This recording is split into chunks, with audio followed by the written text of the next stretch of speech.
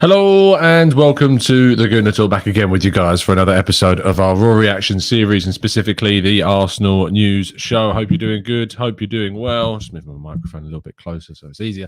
There we go. Lovely stuff. Weekend, finally. No football, unfortunately. International break. Still very much gripping our lives right now. Gripping is a loose term. But it was good to see some Arsenal players in action last night. We're going to discuss those and more, of course, as England play tonight. But they will be without Emile Smith-Rowe and Bukayo Saka, both unavailable. Smith-Rowe, of course, has not been in training. There's concerns about a minor injury, and Bukayo Saka currently testing positive, so isn't available, which is a bit of a shame. But obviously, I'd rather he wasn't playing and getting injured. So there's always, the bright side to look at it, of course. Let's jump into the chat box. Good morning. It seems that Peony Ween's reign is over because Jose has taken over with the first comment of today's show. Good morning to you, Jose. Good morning to you, Olu, in the chat box. Matt G as well. Happy Saturday to you. Paul, Harvey, and Trevor, and Sartvik, and Stevie, Canoe. We've got Paul, we've got Matt G. Of course, we've already got Matt G. And Matt G has suggested the poll idea for today, and I've taken that and used it, tweaked it ever so slightly. So do drop a vote on our poll for today, which is, would you sell William Saliba in the summer, if a 50 million plus bid came in from a foreign club? Interesting that so far nearly 100 people have voted. 40% have said yes. That's more than I thought. 60% saying no. Very interesting. Keep voting on that poll. We'll revisit that when we get to the Q&A and at the end of the show as well. Garish, good morning to you, to Steve, to Danny, Trevor, Chris, Runs of Cows, Ed, good morning to all of you guys. Diddley Squats, good morning to you. Rakeem, Trey Arsenal, Harvey, good morning. And everybody else joining us in the chat box as well. We kick off, as always, by telling you to go and subscribe to the Arsenal Way. Link is in the description. A few people was asking in the comment section yesterday where you can find the my interview of Emmanuel Petit. Well, you can find it over there. So link, as always, is in the description. So do go and check that one out.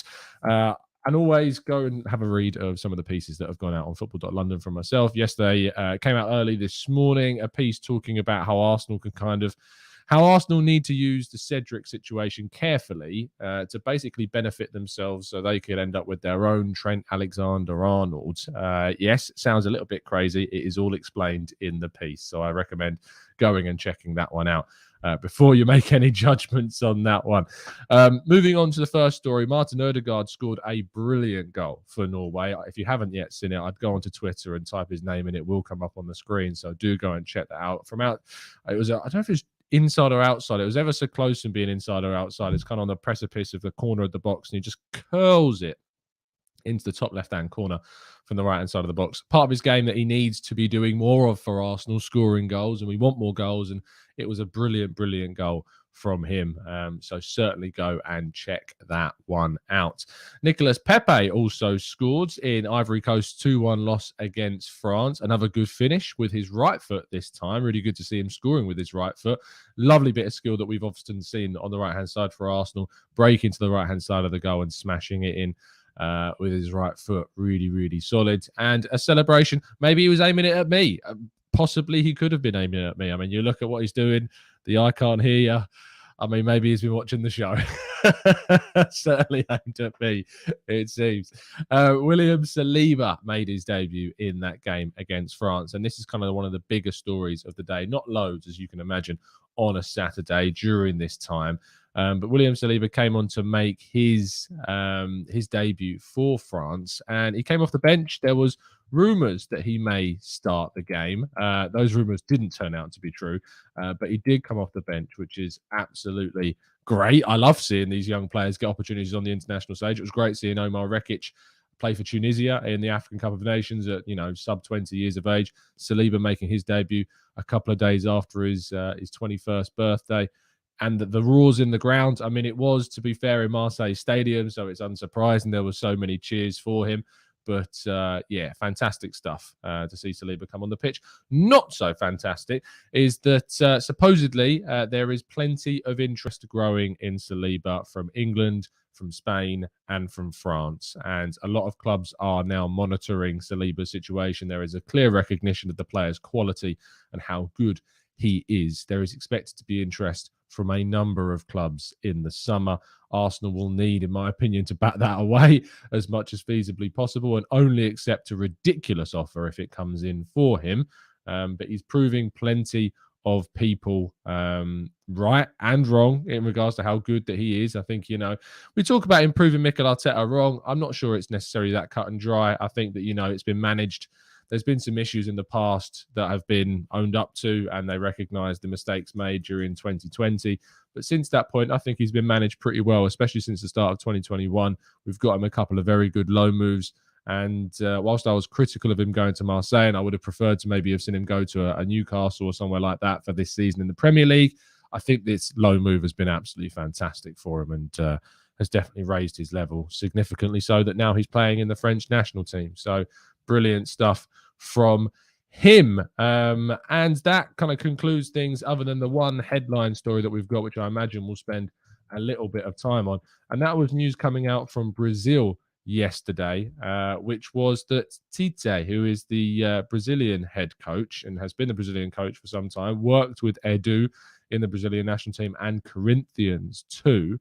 There was an interesting report that came out yesterday from Globo, or might have been the day before yesterday. We didn't really talk about it too much yesterday.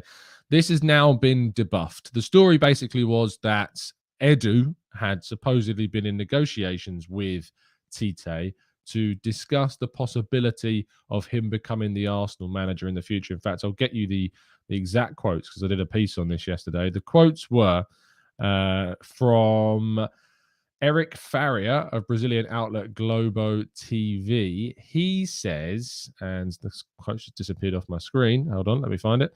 There is already a negotiation of Tite to work in English football, to work at Arsenal. He worked with Edu. There is the intention. Negotiations have started. Now, this has, for all intents and purposes, been utterly blown out of the water. It's not real. It's not true. It's not happening. Arsenal have absolutely denied it at this point, and unsurprisingly so, he will not be joining Arsenal. And it was, I understand the link because, of course, Edu's been close with Tite before. And maybe I basically theorized in the piece yesterday that maybe the link comes from the idea that they're coming out of a contingency plan just in case Mikel Arteta doesn't sign a new contract. But why he wouldn't sign a new, I don't know. Mikel Arteta has spoken very committedly about Arsenal for a number of not just months, but we're bordering on years now. And there is no sign that there wouldn't be a new contract offered, and there will be in the summer. And the club is confident that Arteta will sign that new contract in the summer. So it would have been mad. It would have been absolutely mental. But there were a number of people on Twitter, and there are a number of people that I know a lot of people follow and listen to that claim that this Eric Faria is pretty reliable from Brazil. Turns out not so much in this case specifically anyway. So he won't be joining Arsenal. Very, very weird line, but certainly one that we can put to bed and not worry about again. Let's revisit that poll then I put out at the start of the show. If you haven't yet voted on our poll for today, would you sell William Saliba in the summer if a 50 million plus bid came in? I've misspelt that. Came in. See, this is my issue. I've just completely misspelled it, and that's what I do when I rush things. Came in for a foreign club. 46% have said yes. 55% have said no. Unsurprising that obviously so many people are saying no, but I thought there'd be a lot more. I'm surprised how split this poll is. Very, very interesting. I'd love to get a lot of your thoughts and feelings around this decision about why you voted yes or no. So get those into the chat box, and we'll go through some of those plus your questions in the Q&A section now.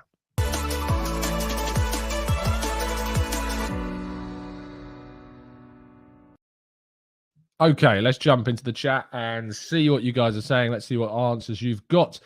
Peter Arnold says, I think Saliba will be great, but we already have great young centre-backs and could put the money to better use. Another centre-back will come along when we need them. Cass says, Saliba's situation reminds me of Clive Allen all those years ago.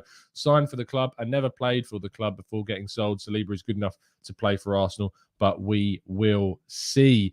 Sam, you're saying, Tom, given our inverted nature to playing Zielinski might be an option. He's at his peak, more dynamic than Fabian, very good in tight spaces and can be our Odegaard. I've talked about Zielinski before on the channel, not recently, but certainly a couple. I think I talked about him in the summer of last year when I did like a video on all the midfielders that we could sign. I talked about Zielinski. He's scored a fair few goals this season already.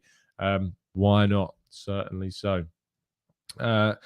Kian says, hi, Tom. Asking quickly so I can get back to work, but was wondering if Chelsea players were to jump ship in the summer, would you take a Mason Mount at the left centre mid? Absolutely. If Mason Mount became available, I would jump at the chance to sign him. I think he's a brilliant player. I hate the fact he plays for Chelsea, and I would without a doubt sign him in with no questions asked. Kevin says, you have one option of big wages player, a Pogba, a Haaland, an Mbappe, or any others linked with us. I think if Mbappe is ever available, you go for him, followed up by Haaland. Mbappe is going to be the best player in the world. I think already arguably is the best player in the world. Lewandowski is up there too, of course, but Mbappe is, an incredible player. Haaland would obviously be up next. Carl says, Tom, what do you think of Gareth Bale's recent press comments? The same applies to some Arsenal players in recent past. Yeah, look, the treatment of Gareth Bale by the Spanish media is, I agree with him, ridiculous. He's at the club. He's left the club. He went to Spurs on loan, obviously, for that year. His contract will expire at the end of the season. He looks a player that's fallen out of love with football, is what honestly it looks like. And when he's been at Real Madrid, he has had so many injury issues, which obviously aren't his fault. And he's faced so much ridiculous criticism that I do feel for the guy. I really, really do feel for the guy. I haven't seen the press comments that you're talking about. I only have seen the post-match comments that he said after he scored a mad goal for Wales. But other than that, I've not seen anything. He says, the everyday pressure on athletes is immense. Hold on. He put a whole statement out. Let's read this statement because I've not actually read this. Let's have a quick look. The Daily Mail shining a light on this piece of slanderous, derogatory and speculative journalism by Marca at a time where people are taking their own lives because of callousness and relentlessness of the media. I want to know who is holding these journalists and news outlets that allow them to write articles like this accountable. Fortunately, I have developed a thick skin during my time in the public spotlight, but that doesn't mean articles like these don't cause damage and upset personally and professionally to those at receiving ends of these malicious stories. He continues by saying, I have witnessed the toll the media can take on people's mental and physical health. The media expects superhuman performances from professional athletes and will be the first to celebrate them with them when they deliver. Yet instead of commiserating with them when they show an ounce of human error, they are torn to shreds, instead encouraging anger and disappointment in their fans. The everyday pressures on athletes is immense, and it's clear as day. How negative media attention could easily send an already stressed athlete or anybody in the public eye over the edge. And he finishes off by saying, I hope that by the time our children are of an age where they are able to ingest news, that journalism ethics and standards will have been enforced more stringently. So I want to use my platform to encourage change in a way we publicly talk about and criticize people simply for the most part, not meeting the often unrealistic expectations that are projected onto them. We all know who the real parasite is. You got to, as I say, you got to say fair play to Gareth Bale for calling out things like that. I feel like whenever I write a piece, I take responsibility for what I've written. If I'm being critical, you have a right to be critical. There are times where there is a right to be critical, and you have to be critical within the realms of what is acceptable. I don't think Gareth Bale is saying that there cannot be criticism. It is about how you verbalize or script that criticism, which is the problem. And I think that if you go in and saying you're calling him a parasite, which is what Marca have done, that is, that's going beyond what's acceptable, especially for, a mature, probably a mature journalist that's been in the game for a lot longer than I and many, many of my colleagues probably have. And so to put out comments like that is, it's disgusting. And he's absolutely right that it is. So fair play to Gareth Bale for putting out those comments for sure. Guru says, do you think we should go for an Ivan Toney as he fits to Arteta's style of football? No, I don't. After watching a couple of videos of what Ivan Toney has said and spoken about Brentford, I have absolutely zero interest in seeing a player that talks about his club so poorly. I have no interest in seeing Ivan Toney come to Arsenal at all. He may not talk about Arsenal like that, but I don't frankly want some of an attitude of Ivan Toney's at Arsenal, to be fair. James says, Tom, did you see that Hazard is going to be out for another few months, ankle surgery? Yeah, you got to feel for the guy. No matter if he's an ex-Chelsea player, just on a personal level, you got to feel for him. I mean, he's got his dream move to Real Madrid, and he's had injury issue after injury issue. He struggled with the fitness because of that. You got to feel for him. Nishad says, should Martinelli be striker at the end of the games instead of Eddie? I feel one of the reasons we get pinned back at the end of games is because we don't have enough counter-attacking threats with Eddie. I think it's because we lose an outlet in Lacazette when he goes off. I think that Pepe in certain games is not the right substitution to come on when we're winning. I've always brought up the statistic that Pepe has never scored coming off the bench when Arsenal are already in a winning position in the game. And we need to bring on players like Tavares that are better for seeing out games in a forward role, that can play ahead of players. If you remember, like when we brought on Kieran Gibbs in front of Nacho Monreal, Arsene Wenger would do that. That's the type of moves that we need to see. Joshua says, hi, Tom. What with these Haaland transfer links to Arsenal? Don't exist. There isn't any. Arsenal are not in the race for Haaland. Sorry, mate. It's just not going to happen. Pedro, I watched France against Ivory Coast. Wow, Marseille fans really love Saliba. They do indeed. Axel says, what are your thoughts on Madueke? Nice to see Flo on the score sheet as well. I think a young English talent could be a good option for the wide forward. It's interesting you say a young English talent, because Madueke has talked at length in the past about representing the Netherlands. And of course, he's currently at PSV. And he's talked, at length about representing the Netherlands at senior level. So it's not surprising that could happen, because he's doing very, very well playing for PSV. And at 20 years of age is certainly impressing week on week. He's got 9 goals and 5 assists in 29 games across all competitions. And he's only 20, as I say, 20. And he turned 20 earlier this month. He's an impressive player, and maybe someone that Arsenal could look out for as maybe a Reece Nelson replacement in the future. Although saying that, we already do have our Murray Hutchinson to consider. Shrew says, hi, Tom. Hope you're well. Do you think we have a chance to sign Tchouaméni? He seems to cover every blade of grass. If we get Champions League and Chelsea are still struggling, why not? Why should we not think about going for a player at the level of Tchouaméni? I would definitely be up for that. The People's Champ says, hi, Tom. Would only sell Saliba for 55 plus and would include a buyback clause and a 15% sell-on clause. So the quick check on the poll, still 46% now are saying yes, they would sell Saliba for 50 million plus. No, 54%. Saying very interesting. That's still so close. Rich says, hi, Tom. Saliba not long left on his contract, not kicked a ball for us. 50 million bid. Yeah, I'd take that, but I'd prefer to keep him. Also, how would you feel about Tammy Abraham? I have good feelings about Tammy Abraham. I think I wouldn't take him on his own. I think we need to bring in more than one forward. But the problem is with him is that now with Chelsea's situation, Roma can pretty much ask for what they want for Tammy Abraham. So that's kind of the problem. Trait Arsenal says Saliba should join the revolution we're currently undergoing. The age of the squad with fingers crossed Champions League football will open the pathway for him. We recognised him from young, so I hope that he aims high. I hope that he returns as well. Fonzie says, complain about squad depth and competing with the likes of City, but want us to sell Saliba, who improves our centre-back depth. You all deserves the days like Louise Mustafi.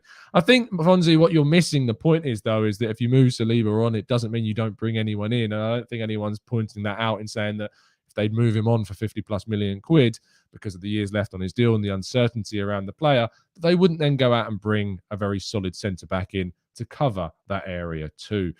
Joshua says, what would the ultimate 5 transfers that Arsenal can sign? Ultimate sounds like unrealistic. So you look at Mbappe and Haaland and, these ridiculous talents. Tchouaméni would be on that list, I think, as well. I don't like these questions because it's just not realistic. It's just not going to happen. But I appreciate you asking it. MRM says, if Saliba doesn't want to be here, he can bugger off. His comments don't seem like someone dedicated to the project. Can you really blame him? Can you really blame William Saliba for not really being that dedicated to Arsenal right now? I don't think you can. I really don't think. The guy has been I don't think he's necessarily been treated badly for the entirety of his time at Arsenal, but it would be impossible to say that he's not been treated badly at some stages of his Arsenal time. Like the level of disregard for his quality and, to not be more proactive in sorting his situation out in 2020 was really, really poor. And, was sent on loan to Nice. New manager came in, didn't really give him the opportunity. He hadn't really been playing and had injuries, didn't really get a chance to get his rhythm up. I would have registered him in the Europa League. I would have registered him in the Premier League, giving him a chance during 2020. And then if it wasn't so necessarily working out, then we could have had a better chance to then send him out on loan. But he didn't get that chance. So I think you're being too harsh there. I personally would consider a sale for 50 million plus. It depends on who we bring in, of course, but I would prefer to see us keep him. I'd prefer to see him sign a new deal, and I'd prefer to see us integrate him into the squad. John says, hi, Tom. Want players from the youth side can you see coming through next season that could save us money? Yes. And this is a piece that I wrote last night about Brooke Norton-Cuffy. I don't think we need to sign a right back in the summer. I think that Cedric has shown in the last 7 games, we've won 6 of the last 7 Premier League games, and Cedric has played in all of them. That, as a cover for a temporary period of time, he's fine. Absolutely fine. And I think if you were to bring a right back in, it would block the development path of someone like Brooke Norton-Cuffy, who is really exciting. So he is certainly someone I think coming through that can save us money. Charlie Patino, we obviously talk about as a possible central midfielder that can save us money. Balogun, we could argue, we talk about someone who's coming through that could also save us money that already is on loan. Daniel Ballard, maybe at centre-back, is another one. Omar Rekic, too. Okonkwo, maybe, in the youth side as a goalkeeper, although that we've just signed Matt Turner, of course, to play there.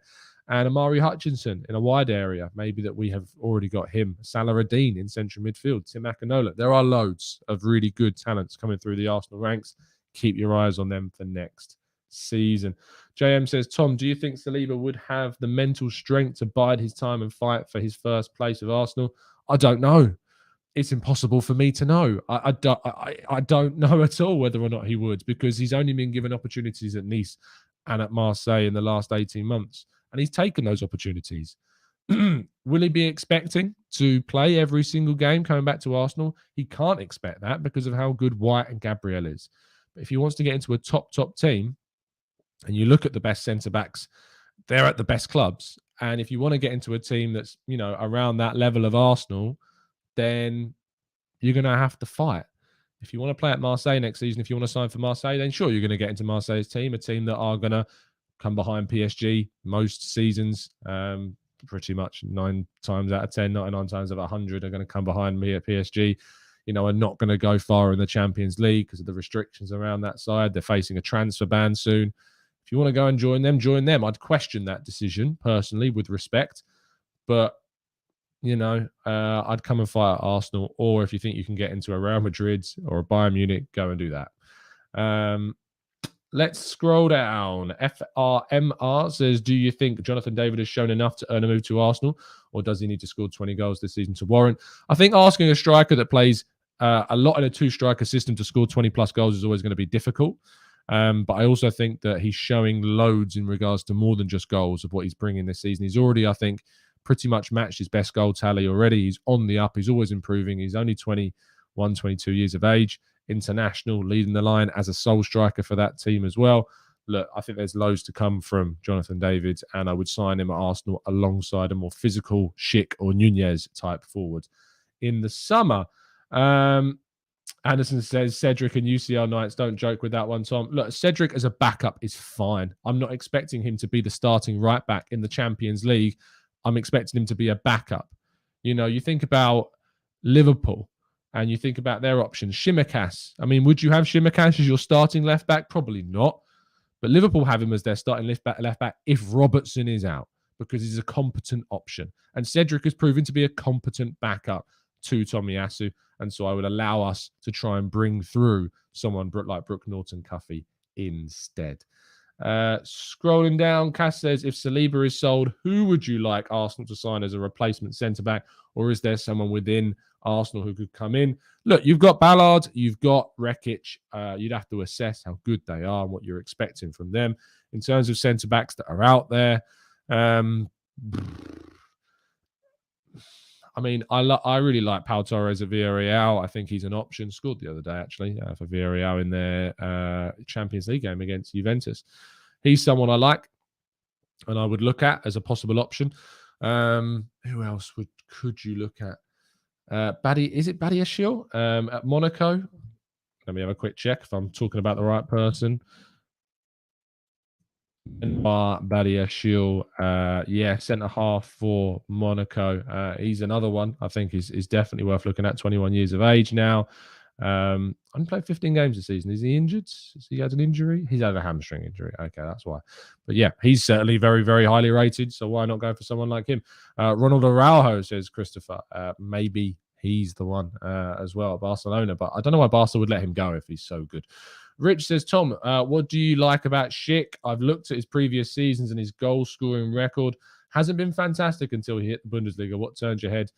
I think what turned my head about Schick is that you look at what he did at the Euros on the international stage against the biggest nations, and he played against England, played against the Netherlands, and knocked them out of the competition.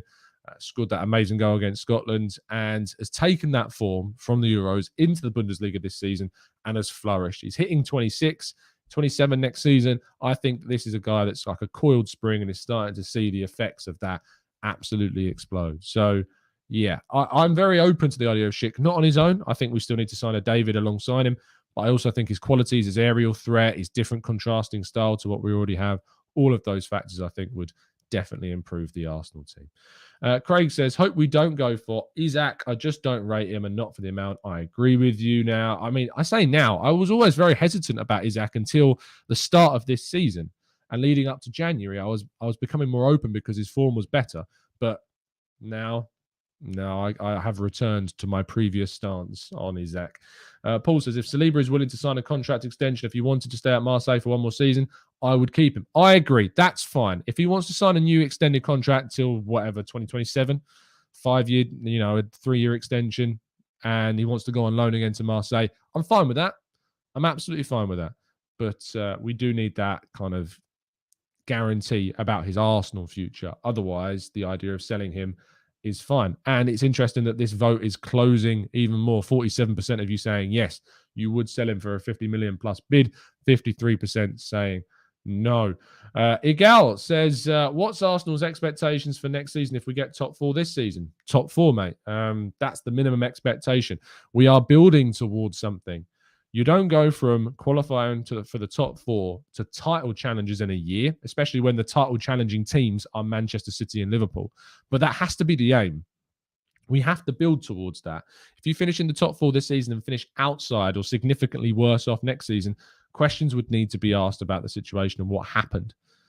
You need to be looking forward. You need to be continually looking to progress. And if we finish in the top 4 ahead of schedule, which I would believe it to be this season, we need to have that expectation that we need to establish ourselves as a top 4 side again and build towards trying to challenge for titles once more. So that's what the expectation would be. Zana says, if Saliba was sold, would he go down as our worst transfer? Depends how much we sell him for. If we sell him for a huge profit, then probably not. If we don't, then probably yes. Peter says, would you take Nunez and David or prefer Schick and David? I lean towards Schick and David because of Schick's establishment in a top 5 league in the Bundesliga, and but only behind Lewandowski. But I tell you what, Nunez is very quickly becoming a very, very likable option for me. So, yes, I am very, very open to Nunez as an option. What I've seen of him now and watching a fair few more clips of him now and watching a couple of games, I like a lot of what I see. Elise or Eze? I love this question. Both, Rohit. I'd sign both. I think they're fantastic players. And I would absolutely sign both of those. Nick them from Palace. Take them away from Palace without a shadow of a doubt and let them flourish at Arsenal. That would be great. I think they're brilliantly intelligent footballers and fantastic talents coming through. Penny Ween says, isn't it true that if this show reached at least 100 likes, Saliba will stay? There's no guarantee of that, but if you would like to see Saliba stay or us to get a ridiculous fee for him, then do drop a like on the video. There's 360 of you that have voted, and we're only at 80 likes. Come on, guys. You've pressed the vote. let's press the like button as well and show your support for the channel. Doing this at 8 a.m. every day as much as possible, other than tomorrow, because I'm taking one day off at the weekends now just for the mental, just for a mental rest. So no show tomorrow morning, unfortunately, but we'll be back on Monday with the next show, of course. Jabu says, Tom, how big must Willock's statue outside the Emirates be after he scores 3 past Spurs? I want to see it peeking over the top of the Emirates Stadium. You should be able to see it from inside the Emirates Stadium, Jabu. That's how big it needs to be, without a shadow of a doubt. Roger says, my point is, why consider selling your best players? We don't know how good Saliba is really in comparison to our players categorically yet. We know how good he is in regards to Liga and how good he is in comparison to Marseille. But if he's not been as good as White, I think it would take a pretty hard argument to say that he's been better than Ben White this season, when he's made a hell of a lot more mistakes than Ben White. And that's not a criticism, because he's 21. He's going to make mistakes. Obviously, he's going to make mistakes. But Saliba is in a situation where he clearly wants to play every single game. And you can't blame him. He's good enough to play every single game for plenty of teams. He's not good enough to play every single game for Arsenal right now, because Arsenal's starting centre-backs are better than him. So we need to consider, is he going to be fully committed to fighting and trying to get into the Arsenal team, which if he is, great, get him into the team. If he isn't, and he demands to play every game, otherwise he's going to go and not renew his contract, then you've got to take that into consideration. And that's what I think people are thinking about when making their choice. JDB says, Tom, with Benjamin, White and Gabriel being left and right-footed with Brute and the Brawn type partnership. They're the same thing. Do you mean brawn and brain type partnership, giving us balance? Would Pau Torres and Saliba make us have the most balanced 4 centre-backs ever? Possibly so. If we had Pau Torres, Saliba, White and Gabriel, that's a hell of a group. I don't think you'd be able to convince Pau Torres to join Arsenal, though, if you've got Saliba there too. It would be very, very difficult to do that. Sharif says, hi, Tom. Should we be more proactive when sending players on loan? Marcelo Flores has already been capped by Mexico, but is still playing in under 23s. The reason, to be fair, when you look at when he was capped by Mexico, it's slightly different. The Mexico team, the national side, has international breaks where club football is still happening. So Arsenal was still playing games when that international break was on. He got called up to a certain tournament, I think that it was, where there was a lot of Mexican players that were very young that came from the Mexican leagues. So it wasn't actually representative of him saying getting into the Mexican side that contains, Irving Lozano, etc. It wasn't the same group of players. So it's slightly different. However, I do agree with you that we need to be proactive in getting him into first-team senior football as soon as possible, because he is flourishing and he does look another real top talent coming through the ranks. My colleague Chris Wheatley, I think, put out a piece yesterday talking about Marcelo Flores' flourishing and how he's looking at the first-team integration next season as well. Aditya says, I don't rate Schick. I have major doubts of him translating his form to the Premier League. Steer clear, in my opinion. Decade-long dominance, 3 and 4 years of average service. I think that's harsh, Aditya. I judge players on the here and now, and I judge them based upon what they're producing now, not on maybe some struggles that they've had in the past. I think that would be silly to do so. Fonzie says, go into next season with Gabriel, White, Saliba, a new left-footed centre-back and Holding, just in case we need to go to a 5-3-2 again in the final minutes and we're title contenders. Oh, yeah. Again, Fonzie, I love your ambition, mate. I think you're way off. Liverpool and Man City, I think you are misjudging the gap between us and them still right now. But we're on the right path and we're moving in that direction. But you've got to think more clearly about the gap between those. Jally says, Tom, it is clear you don't know good footballers. Oh, sorry, Jally. It's your opinion. You're entitled to it. Fair enough, mate. Jabu says, Araujo has a year left on his Barca deal and apparently rejected a contract offer from them. That is why he might be available. Oh, there you go. I said I've not seen enough of Ronaldo Araujo this season. Aditya says, I'll trust Arteta and his talent ID. I don't think Schick is part of the list. Never been mentioned in any reliable reports. And it's true, he's not been mentioned in that list either. He's not been mentioned in the list of Nunez and David and Calvert-Lewin. I mean, you say that, but would you take Calvert-Lewin? And I really wouldn't right now. I think there's got a strong argument about the argument to refurbish, restart, kickstart his career again. But he's on the list and Schick isn't. So Is it always going to be the right way around? I'm not so sure. Thoughts on 17-year-old Ren midfielder linked with us? Don't know much about him. And I can't even remember his name. The Ren player that I know more about is Doku, the Belgian guy, who looks amazing. But I don't know much about this kid. I saw the link. The link now, so I can find the player's name. Leslie Ogotchukwu. I think you have to pronounce it as a double O. Someone was telling me the other days. Ogotchukwu, I think might be the right name. So tell me if I'm wrong. Our French listeners, you might be able to tell me properly. 17-year-old has made 13 Liga appearances, scoring once, as well as playing 3 times in the club's Conference League. Both teams have been following the Frenchman for the last few weeks, Arsenal and Spurs, and there's a growing, convincing nature of being able to sign him in the summer. The under-18 international is under contract with Rennes until 2024, while Borussia Dortmund are also keeping tabs. I don't know anything about him. I don't know anything about him. I have not seen him play. Apologies, but it seems to be. I love this. People throw names in the chat box so much. And I'm like, I don't know who he is. I'm so sorry. I haven't got time in my life to be watching Rennes and Liga and all of these things at the moment. I had before, kind of 3-4 years ago. I was watching so much, but at the moment, no. Not a chance. Thank you, Temi. Uguchukwu is how you pronounce it. Thank you, mate. Appreciate that. The name is Nigerian, not French. Fair enough. I'm not going to argue with you. It just says he's French, but I'm assuming there's probably that heritage that's there, if that's the case. There you go. Schrodinger's Cat Flat says White, Gabriel, Saliba, centre-back, Saka and Nelson at wing-back. Possibly. I mean, Nelson is not a player I think can play in the wing-back role personally. So I don't think we'll be keeping him at the club for the long term.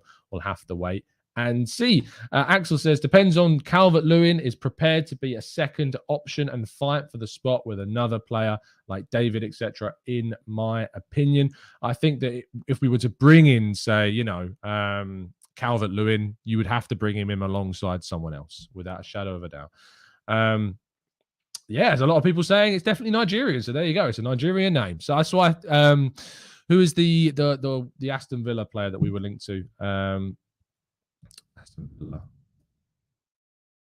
Chukwuemeka, the England, I think he's an England youth international. Let's have a quick check. Yeah, he's played England under 19s, but he was born in Austria and then moved. But I think he's got, let's have a quick look. I'm sure there's something about his parents on his Wikipedia page. Nigerian parents. There you go. Yeah, I thought I was right. There you go. Lovely stuff. Jay Mbede says, Tom, what do you think of the news of the Brazilian coach being linked with Arsenal after the World Cup? We talked about that at the start of the show, Mbede. So if you want to scroll back, it's there. So there you go. Anyway, we're going to wrap things up there. Thank you so much, guys, for tuning in. It's been an absolute pleasure to join you, as it always is. Do drop a like on the video and subscribe to the channel if you are new around here. I'll be back with you all on Monday. There won't be a show tomorrow morning at 8 a.m. because I'll take one day off at the weekends now. But I'll be back Monday, 8 a.m., bringing you all the latest Arsenal news in the lead up to Arsenal's return. Thank goodness. It's been an absolute pleasure. Let's see where the poll finished. Where did the poll finish at? 47%. Wow. 47% said yes, they would sell William Saliba if a 50 million plus bid came in from a foreign club. 53% said no. Lovely stuff. Very interesting indeed. We'll catch you soon, guys. Have a great day. And as always, up the Arsenal. Wait. No, I'm only kidding. I'm just joking. If you know, you know.